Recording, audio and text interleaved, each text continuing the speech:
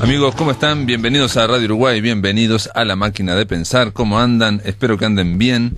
20:12 arranca La Máquina de Pensar, hoy un poquito más tarde, obviamente por la cadena donde habló el presidente José Mujica en torno a estos, hasta el día del Holocausto. Estamos con Jorge Pozzi en controles de emisión, volvimos acá, estamos con el flaco Germán en la puesta a punto. Amigos, saben que ayer estuvimos hablando desde Boston, con un músico uruguayo, Nando Michelin, en torno a al CD que se grabó, una suite Juana de América, una suite musicalizando 18 poemas de la poeta uruguaya. Y hoy la idea vamos a hablar con Circe Maya a propósito de su último libro, Dualidades, un libro de Rebeca Link, editado.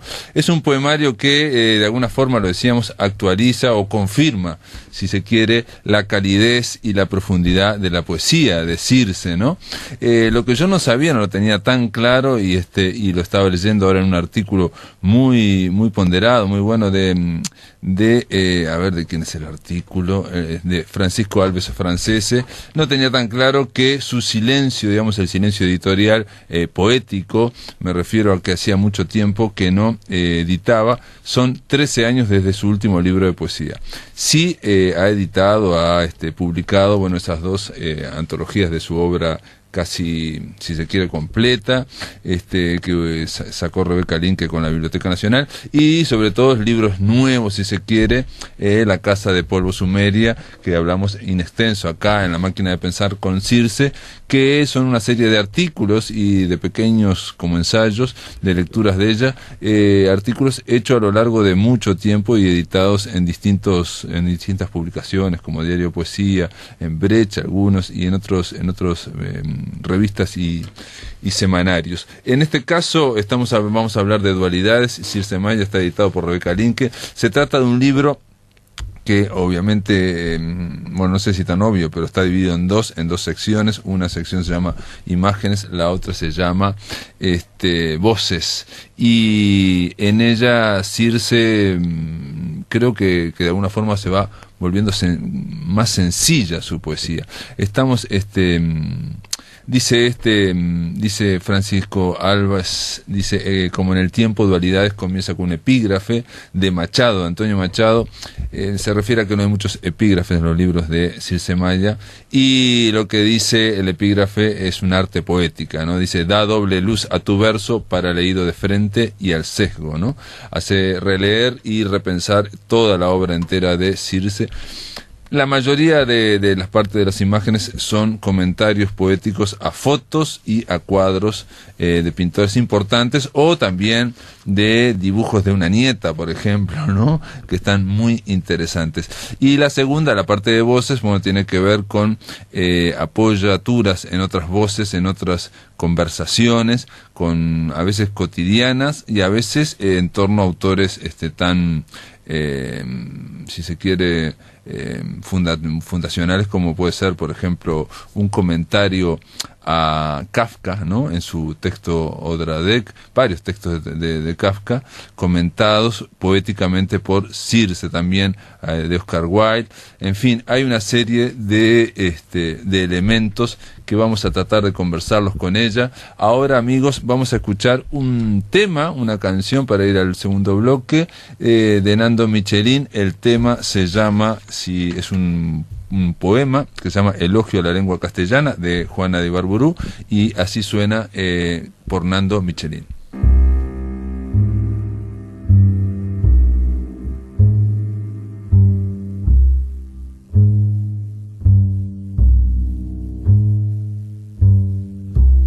Oh lengua de los cantares, oh lengua del romancero, te habló Teresa la mística, te habla el hombre que yo quiero. En ti he arrullado a mi hijo e hice mis cartas de novia. En ti canta el pueblo mío, el amor, la fe, el hastío, el desengaño que agobia.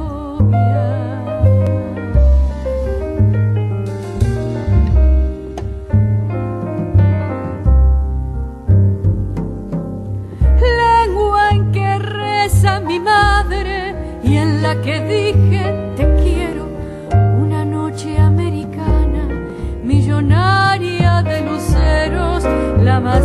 canta la más bella, la altanera, la bizarra, la que acompaña mejor las quejas de la guitarra, la que amó el manco glorioso y amó Mariano de Larra.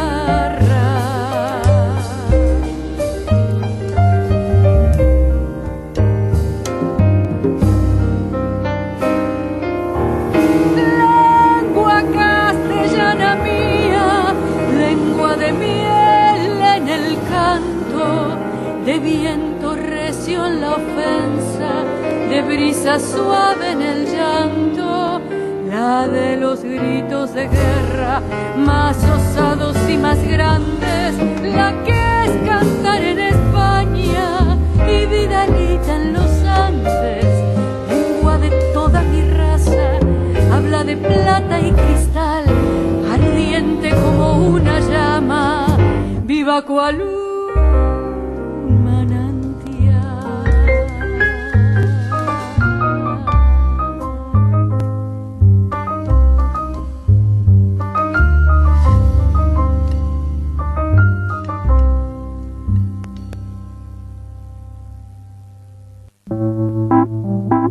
En el aire de Radio Uruguay, La Máquina de Pensar.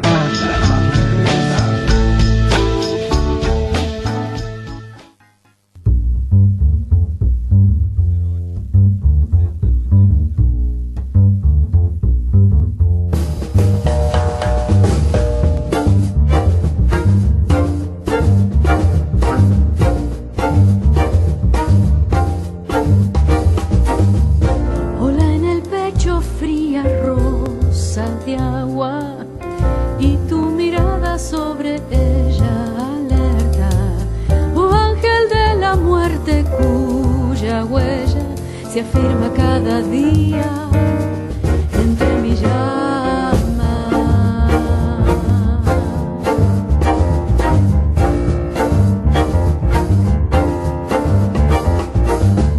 Yo tu verdoso espejo de desafío, mar que anda en el sueño y la vigilia, porque está con mi sangre confundido y en su reflejo me amanece el día.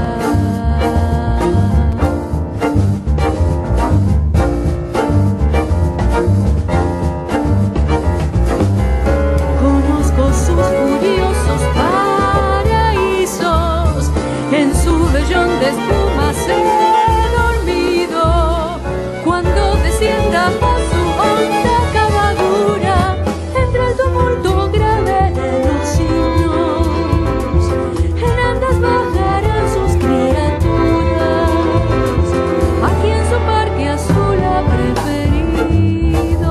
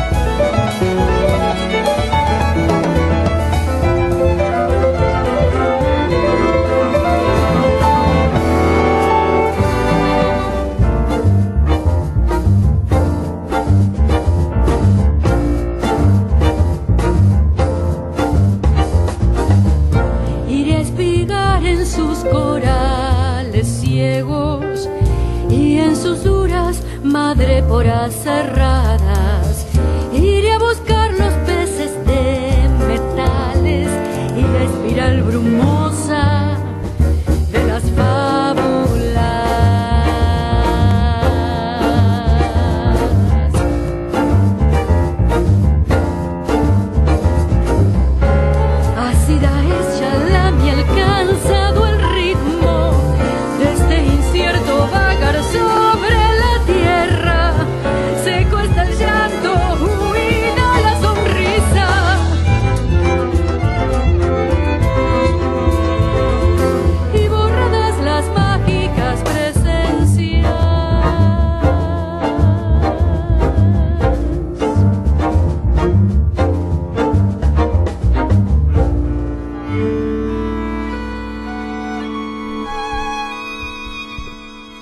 Entre Sueños es el tema, es la poesía de Juana de Ibarburu, está cantada por Katy Viqueira y está obviamente en este disco llamado Juana de América de Nando Michelin, es el músico que vive en Boston y que entrevistáramos ayer. La poesía elegida por él para musicalizarla en ese ritmo de jazz es excelente, ácida ya es la miel, cansado el ritmo de este incierto vagar sobre la tierra. Seco está el llanto, huida la sonrisa y borradas las mágicas presencias. Así termina Juana de Ibarburu, una forma extraordinaria para mí, este poema llamado Entre Sueños.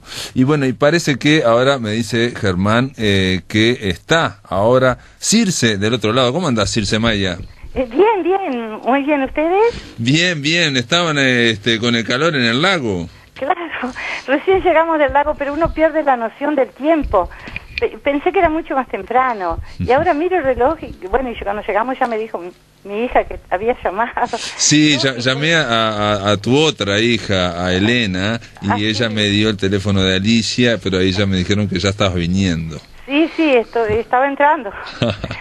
No, pensé también, Circe estaría mirando ese lago, porque cuando me dijo Elena, no, con el calor que hace están en el lago, y pensé que este libro, Dualidad, es un libro que sacaste muy reciente, hace poquito, en diciembre, sí, hace poquito. Tiene que ver con la mirada, tiene que ver precisamente con esa doble condición que es mirar, por un lado, ¿no?, los signos, y escuchar voces. Y escuchar voces, y aparte en los dos casos la idea de que tanto en la mirada como en la voz hay una dualidad también. Sí, hay también a cada paso. Sí, después. En realidad el nombre demoró mucho en aparecer.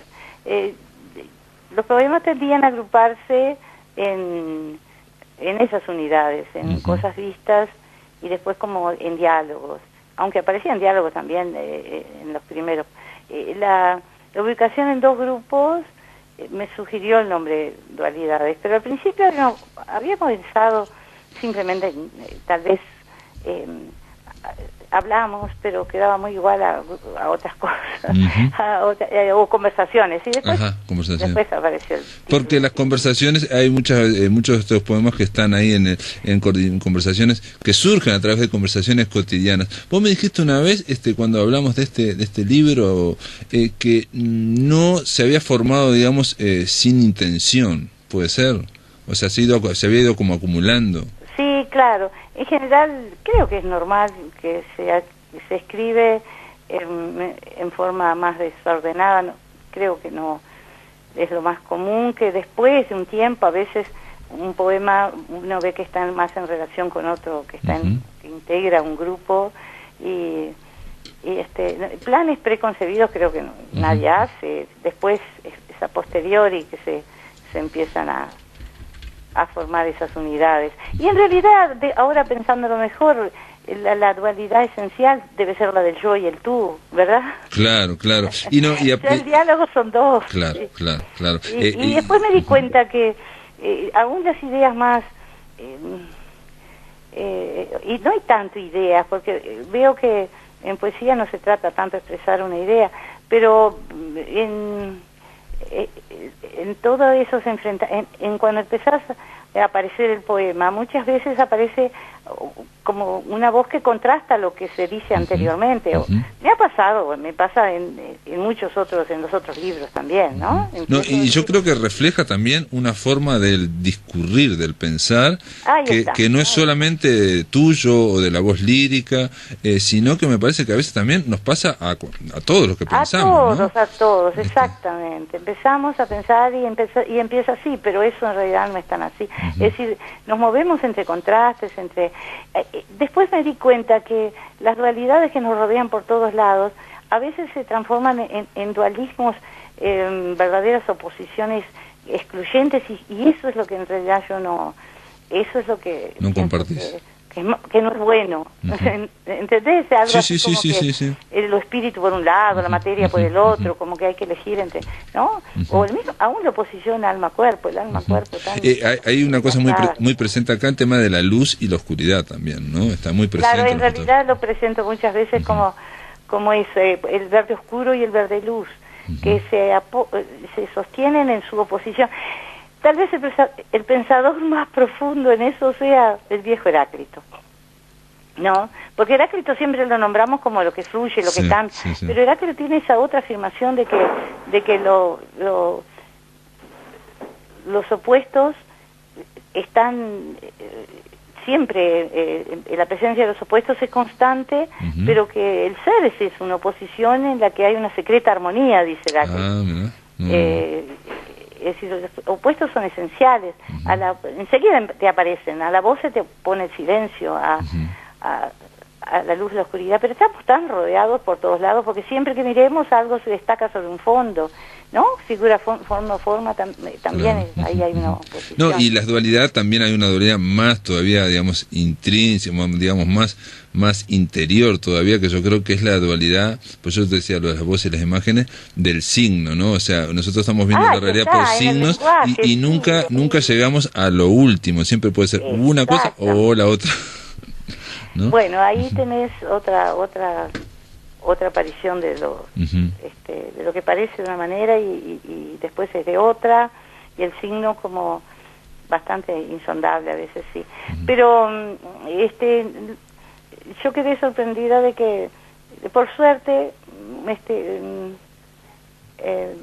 vi que, a pesar de que me parece el lenguaje así tan elemental, pero que había algunos amigos ya les había gustado y habían... Sí.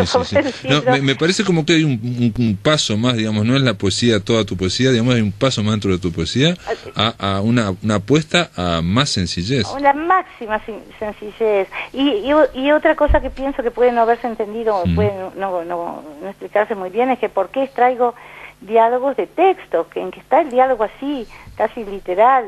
Mirá que los diálogos kafkianos o los que yo transcribo de Carroll o de Oscar Wilde son eso, pero me pareció que al leer, una idea que aparece a cada paso, se me aparece a cada paso, es que la poesía está presente en muchas cosas que normalmente no son vistas como poesía, claro. no tienen forma de poema aparentemente, pero está en la prosa, lo encontrás a cada rato, en lo que lees, en las historias, en los juegos infantiles, en cualquier cosa. Es un tipo de pensamiento, me convenzo cada vez más de eso. Y yo lo que pensé cuando vos, por ejemplo, en El pescador y su alma, de un cuento de Oscar Wilde, que prácticamente presentás el mismo diálogo, pensé, esta es la mirada poética sobre ese texto. Ah, claro, sí, sí, lo extraigo al diálogo porque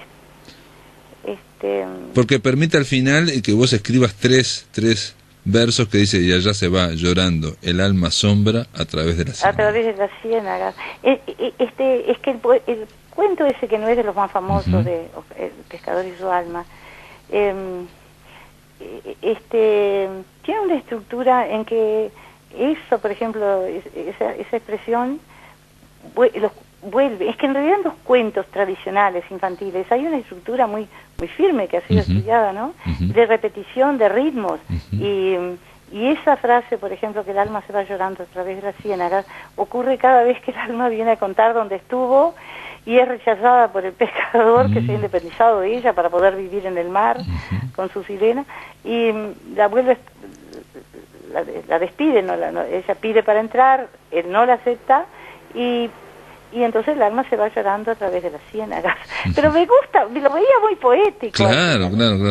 ¿Eso también está en el texto de Wilde, esa frase? Sí, eso también. Alucinante. Está. Pero está presentado poéticamente. Y también el extrañísimo diálogo del cazador Grachus, que es un cazador pero que está en una barca. Fue un cazador, pero cazando se despeñó, dice él, cazando...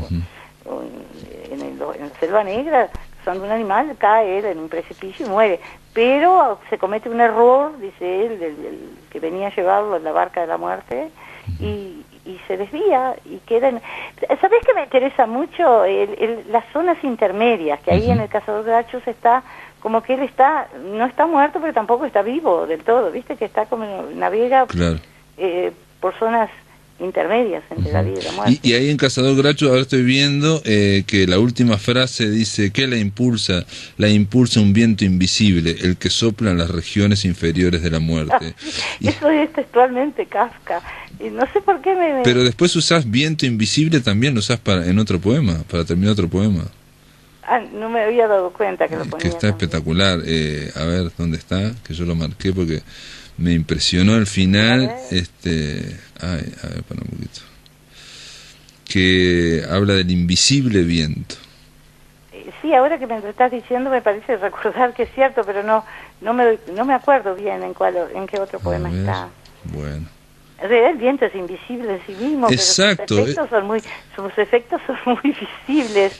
Era uno de los argumentos que utilizaban los griegos, algunos filósofos materialistas, para decir que acá no tiene por qué ser espiritual. ¿Lo puedo leer? Sí, léelo. A ver, porque me pegó, no sé por qué me pegó. Dice Resurrección, cuadro de Remedios Varo. Sí, dice así, es cierto, es ahí que hablo. Recuerdo un cuadro al que su autora llama Naturaleza muerta resucitando. Se alzan las frutas y los platos, la jarra está en el aire, encima de la mesa, resucitando.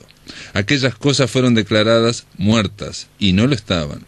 O tal vez sí, estaban muertas, y la pintura las recobró, las hizo levantarse, girando, como movidas por invisible viento. Sí, era cierto, es así. Es un cuadro que me impresionó mucho, porque uno dice tan automáticamente naturaleza muerta, que ni siquiera piensa más en el nombre. Y después ella, la pintora esta española, que yo no la conocía, y la empecé a buscar sus cuadros, a mirarla bien. Remedios Varo, no la conozco. Remedios Varo, es surrealista, es extraordinaria las imágenes, y ya ves que ahí también entre muerte y vida aparece esta extraña resurrección de las cosas. Que ella la pinta en ese. A veces me decían las editoras si no convenía poner la imagen que dio lugar al poema. El cuadro, sí, yo pensé para ver de qué estás hablando, pero pero ¿sabés qué le decía yo a María del Carmen González, que es la que me decía eso?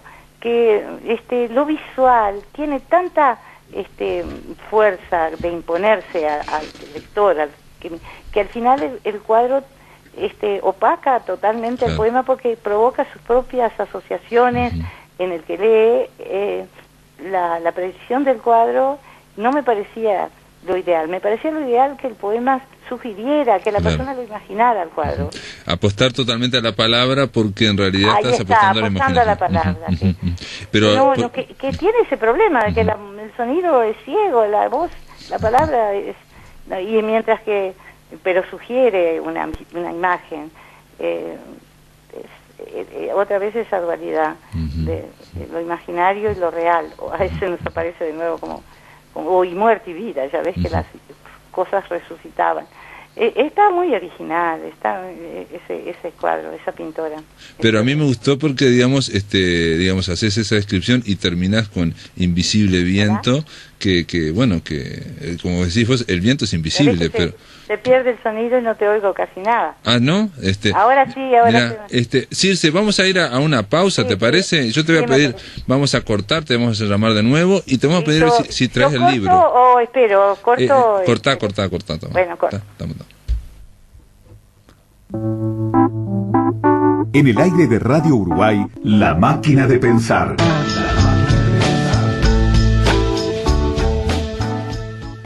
Amigos, continuamos aquí en La Máquina de Pensar, estamos conversando vía telefónica con la poeta Circe Maya. Hay que decir de este libro Dualidades, editado por Rebeca Linke, que salió hace poco, está en todas las librerías, que va un paso más allá, Circe, en toda su poesía, una poesía que en general estaba caracterizada por una sencillez y una profundidad filosófica, a partir de cuestiones cotidianas, pero en este caso, en este libro, en Dualidades, redobla la poesía, ¿no? Va a una cuestión mucho más sencilla y donde uno entra fácilmente en el poema, es muy accesible, pero después se queda como revoloteando ese poema dentro de uno, pensando, bueno, qué quiso decir, qué nos está diciendo, cómo nos está resonando cada poema. Por eso a veces son hechos mínimamente. Circe, ¿estás ahí en el Estoy teléfono? acá escuchando. Ajá. Estaba hablando un poco de este libro porque realmente me sorprendió, sobre todo yo te decía la segunda mitad, la parte de voces, Sí, que es me más alegró cotidiana, eso que me dijiste, sí. muy sencillo, que llevas al límite, diría yo, de la sencillez de lo que se podría escribir, ¿no? Poesía. Exactamente, en un caso transcribí exactamente lo que fue una conversación que me contó la madre del niño, mi hija, con sus hijos jugando ellos en el auto a hacer un sí, ya veo, sí, de colores, Uh-huh. y la conversación era exactamente esa, Uh-huh. puesto que veían cosas de distintos colores y de repente el varón dijo: veo algo de color transparente. Vamos a leerlo eso, porque yo léelo vos, ese poema hoy, mirá, para que veas, lo elegí porque para decir que estamos. ¿Pero en qué página lo tenés? Y lo copié, ahora te lo digo, lo copié a mano en el Facebook para compartirlo. Se llama Juego de Niños, está en la página 48 y es con Agustín, que yo me imaginé que era tu nieto. Es él, sí. Sí, acá está 45, 48. Y 48 juegos de niños. Viste que en vez de dedicar a personas, yo lo que pongo como son conversaciones con quién fueron. Claro. Y quisiera aclarar también que esta es literal. En otros casos, como cuando dice con Gabriel Bell, que me empezó a escribir hace un tiempo, y me hablaba de botánica, porque yo me refería a veces a seres vegetales muy a menudo, y él adoraba esas cosas, y me empezó después a hablar de insectos, y como hablaba, me explicó sobre la Panambí morotí, la mariposa blanca, y todo lo que él me dijo es la conversación también está transcribir lo que él me escribía sobre, por mail, la mariposa blanca, y en cambio al final lo que hice fue introducir un resto de conversación que no estaba ahí, sino con una nieta que al hablarme de las mariposas también venía una posición casi opuesta, que no le gustaba nada. Y entonces de golpe pensé que la mariposa en sí misma era como la realidad toda, un poco ajena del todo a nosotros. Siempre no la tocan ni nuestras miradas ni nuestras palabras. Es impresionante, termina así: no la tocan palabras ni miradas. En sus lejanos montes la Panambí morotí sigue volando. No la tocan palabras ni miradas. Bueno, ¿ves cómo recordaste eso? No, lo estoy leyendo, está excelente. Sí. Este otro me pareció tan original que el niño dijera que la hermana creyera que se trataba del vidrio, pues es excelente, evidentemente transparente que había alrededor, estaban en un auto, era la ventanilla, lo que veían por la ventanilla, y dijo la hermana el vidrio, porque él dijo: veo algo de color transparente. Bueno, ¿querés que lo lea? A ver, léelo, a ver cómo suena. ¿Cómo suena? Bueno, el juego de niños con Agustín. Veo. ¿Qué ves? Veo algo rojo, o amarillo, o azul. De pronto, veo algo de color transparente. El vidrio no. ¿Qué entonces? Las palabras. En ese mismo instante alzaba el vuelo la palabra vidrio con todas sus vocales transparentes. Ese es el pequeño poema, que en el fondo viene a ser sobre el lenguaje mismo, claro. Y sobre nuestro propio idioma, que tiene esas vocales tan transparentes que no encontramos tampoco el mismo sonido en el inglés, son otras, ¿no? Otras vocales, otros sonidos. Es decir, cada idioma con su... El nuestro tiene vocales que las tiene el griego, muy muy claras, muy transparentes. Pero fuera de eso, además, el hecho de que desde que Homero hablaba de que las aladas palabras, ¿te acuerdas que dice, habló claro. Estas aladas palabras? Sí. Se ha visto, los poetas han visto como que vuelan las palabras en el aire, y por lo tanto son transparentes. No estaba mal la idea de Agustín. No, para nada, y tiene que ver incluso también con la mariposa, es esa blanca que va volando. Y después hay uno que con Alicia, que bueno, ahora fuiste ahora hablaste con ella. Sí, en la página 45 dice pedacitos de mica con Alicia, donde hay, a partir de una pequeña conversación, ¿En la página cuál? 45, en la anterior a 45. Sí, ese inicia, creo que es el primero de los que tiene que voces. Ver con las imágenes. Con las voces. Con las voces, la primera conversación es con Alicia, claro. Con Alicia. Porque eso como...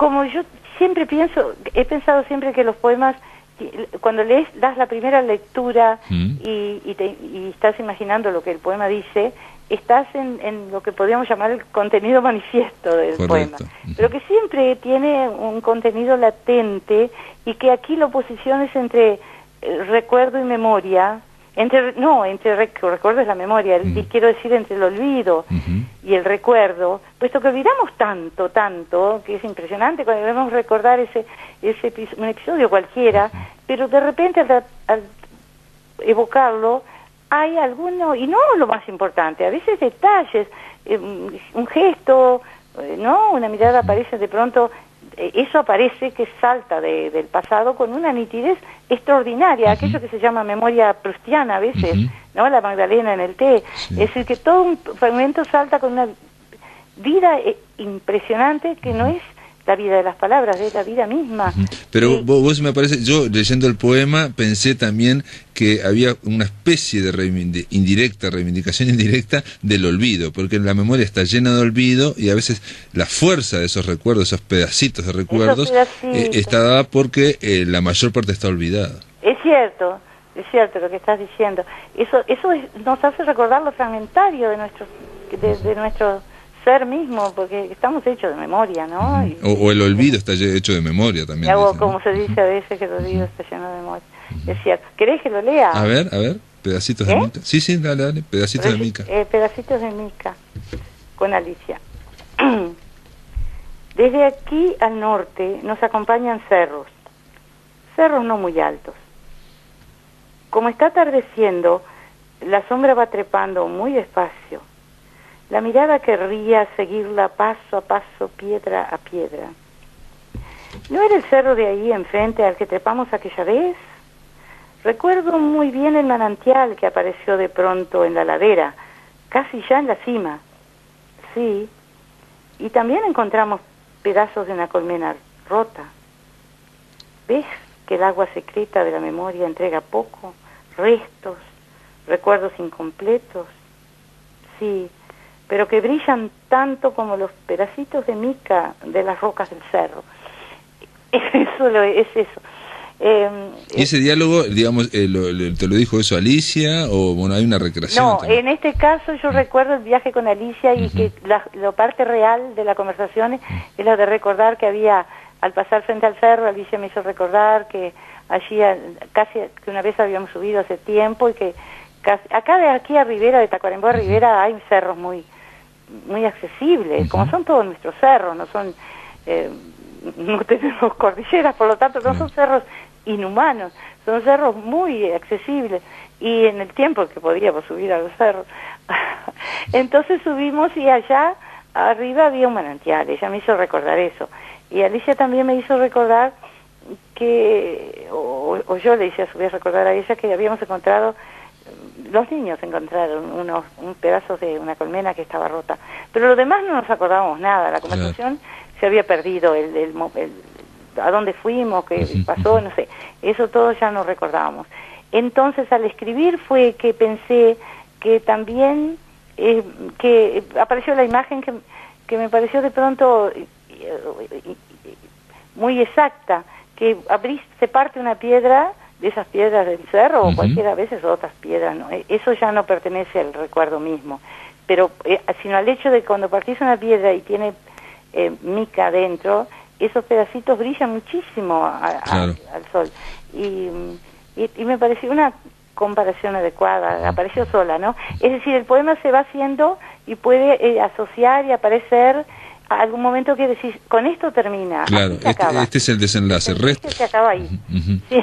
Restos, recuerdos incompletos son los pedacitos de mica de la roca del cerro. Sí, es decir, me di cuenta que si yo siguiera tratando de encontrar parecidos a los recuerdos vivos con otras cosas, ¿qué pasaría? Le quitaría fuerza a esa comparación inicial. Claro. Que es como cuando decís que no pude venir por tal cosa, pero si agregás muchos motivos porque no pudiste venir, es más sospechoso. Motivo central. Claro, se vuelve todo más sospechoso y se cae.